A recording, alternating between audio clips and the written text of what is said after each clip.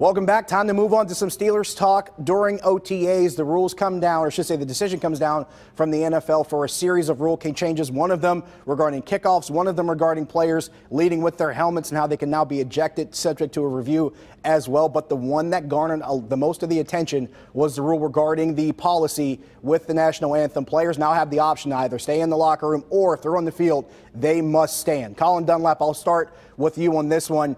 Just does this end the debate as far as the anthem controversy with the protests?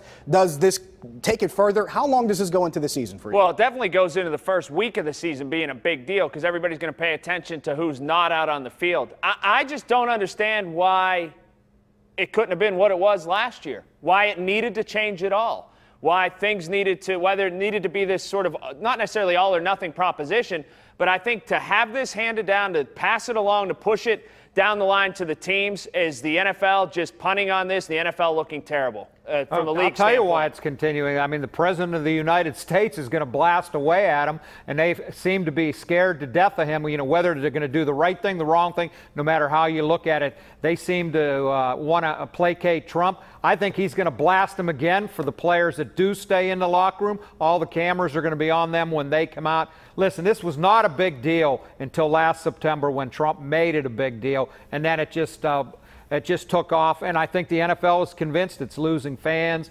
endorsements, dollars, and that's their bottom line always in the NFL. Ron, I had that exact reaction initially when I heard what they were going to do with the players having the option to stay in. Of course, having this image in my head of 20 New York Jets running on the field after Home of the Brave just barely finishes echoing out of the speakers.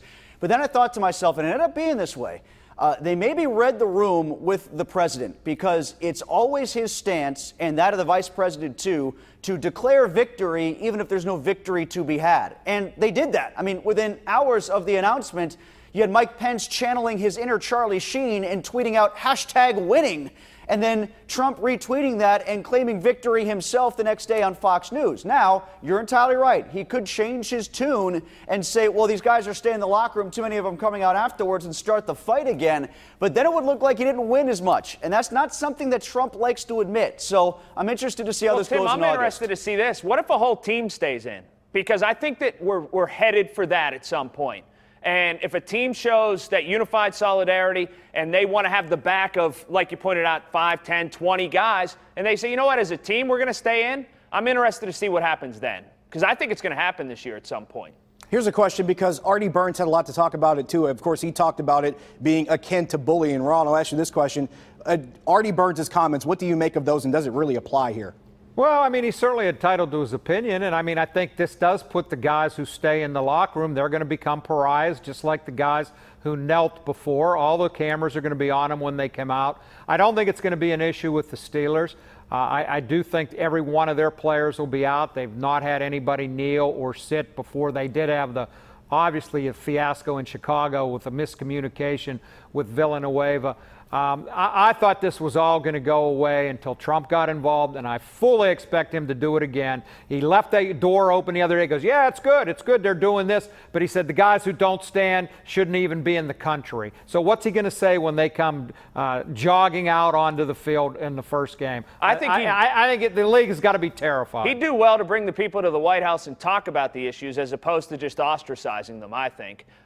We call them SOBs, too. That's right. What, it's like challenging them. Anybody, you're SOBs if you kneel. So that just makes a lot of people want to kneel. I just want to see what happens with Christopher Johnson now. The guy's running the Jets, while Woody Johnson, who is the ambassador to the UK, Christopher Johnson, his brother, has said, I'll cover the fines of anybody who stays in the locker room. So is Trump going to ask him to go? And if he goes, does he just go to the UK? That makes the NFL look horrendous, doesn't it? I mean, where's their unified front here? It just makes them look ridiculous. They botched the whole, hey, everybody's behind this. And then you got two owners in 24 hours coming out and making it look like or sound like specifically that there was not a consensus opinion at all. And the Players Association didn't even, they're putting the press release out with policy in quotes. That's how ridiculous they think this is. And it took 2 years, 2 full preseason, regular season, and postseasons, and 2 drafts to get to that particular point. And this is something I think we'll follow as the season goes along. We'll take a break here. When we come back, predictions for the Stanley Cup final.